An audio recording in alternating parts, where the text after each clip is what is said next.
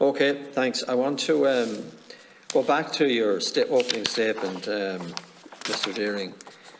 I believe that a society should be judged by the way it treats its most vulnerable members. Society includes government as well, and it has a duty of care to its people, which it doesn't exercise very well, in my opinion. So that brings me to culture. Your response was saying that you don't believe it's an issue solely to do with culture. Now, I happen to disagree with that, and I want to start on that point. I think that there is a serious problem with culture in the civil and public service, and it quite frankly shocks me. And it's one where, you know, the person or individual is so easily disposed of in the most awful of ways. And I give the example of Garda Morris McCabe, Judy Grace from local government, the Grace case in the HSE, Shawnee O'Brien, prison services, Noel McGree, prison services, John Wilson, Garda, Jonathan Sugarman, financial services, Shane Kavanagh, financial services, the females in the Defence Force, and indeed most recently the legacy case in CIT, where the new president of MTU has refused to meet two members of this House to discuss an issue around protected disclosures. Now, I can name all those people because it's in the public domain. But all of those people represent lost opportunities.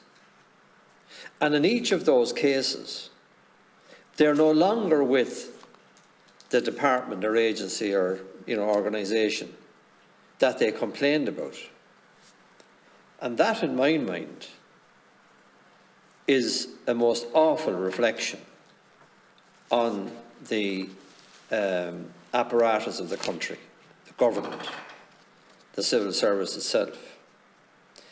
And if you go to the HSE and you look at that, at their case, and Grace is part of the HSE, you're familiar with that scandal. That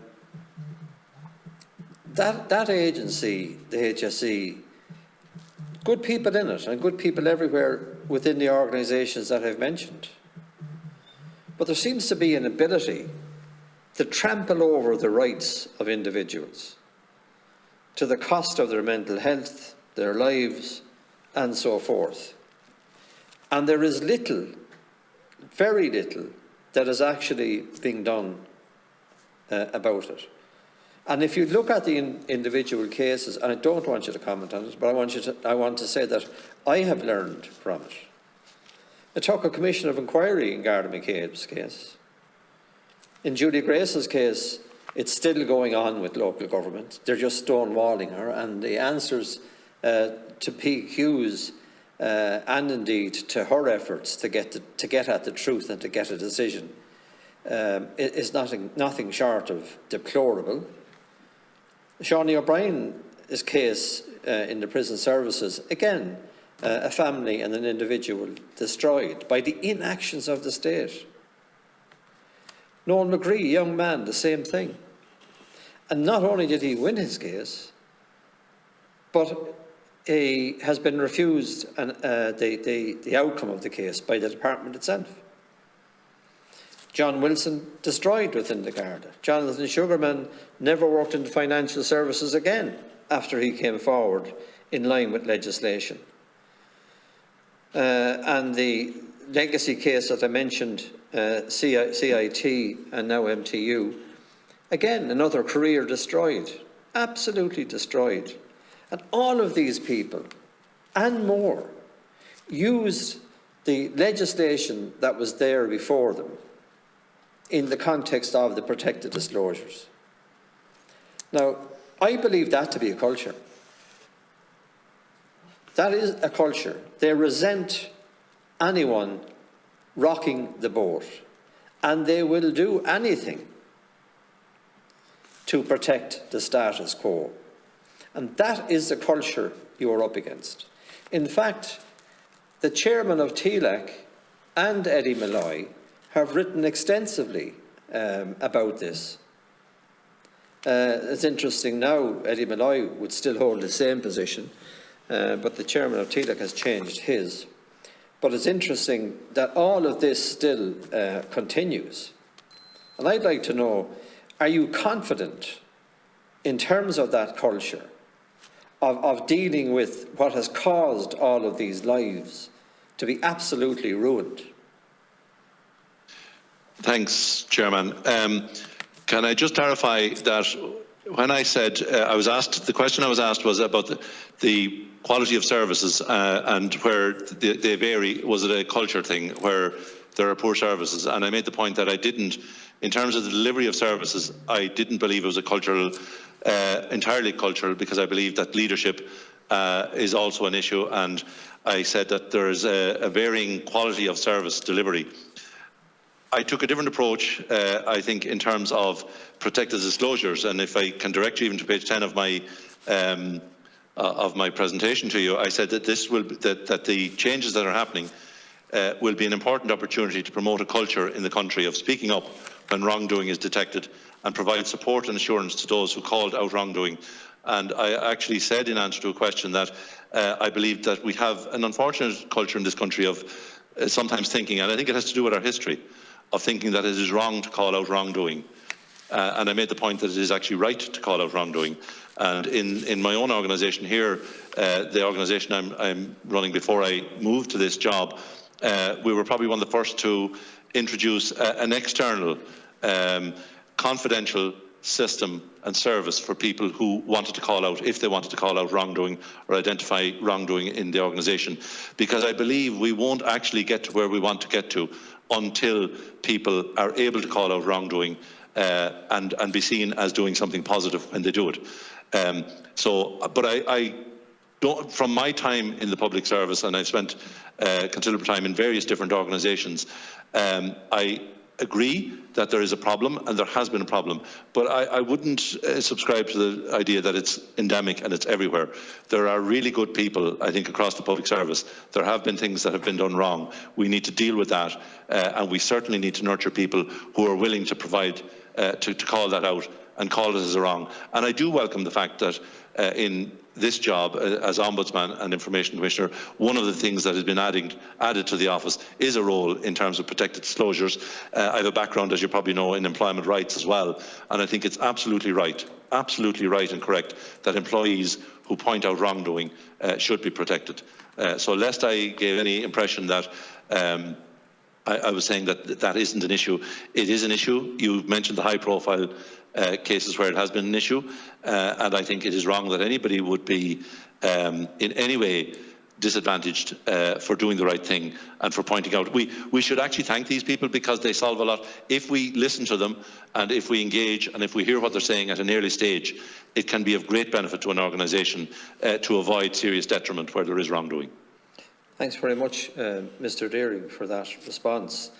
And I think it will be comfort to those that are listening in today to know that at least there is someone that recognises this. And I hope that those that inflict the pain and disruption in the lives of these people that are within the service will recognise that change is absolutely needed, being encouraged. And at least now in you, we have someone that will champion the change that is necessary to bring about a situation where at least these people are being acknowledged as being helpful rather than being obstructive. So thank you for that.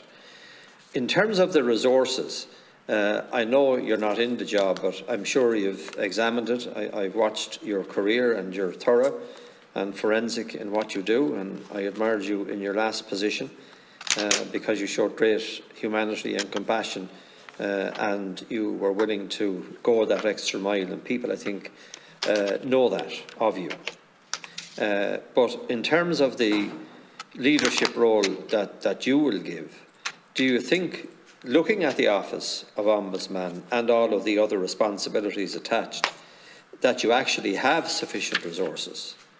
Or do you think that, in restructuring the office, you may be able to live within what you have, but given the new add-ons that you have, you may need to, up the investment in an office of such? Thanks, Chairman. The answer to that at the moment is I don't know, and I'd have to do some more work. But one of the first things I will be doing when I am appointed to the job is working with the Director General, who is responsible for that area of the work of the office. Looking at, as you've said, it's a very broad office. It's really a very broad office with not a lot of staff at the moment. So I have a feeling that resources will be something we'll have to look at, and particularly now given the new responsibility in the area that you've just mentioned of protected disclosures. And I mentioned already that I think we can't keep giving responsibilities to organisations who maybe are already stretched and hope that they can do the same or do more with the same resources. I think people have come through a very difficult time where there were cutbacks and it was necessary and essential. But equally, if we want quality, I think we're going to have to resource it. But it'll take me a little time, I think, to figure out what that proper resourcing level is.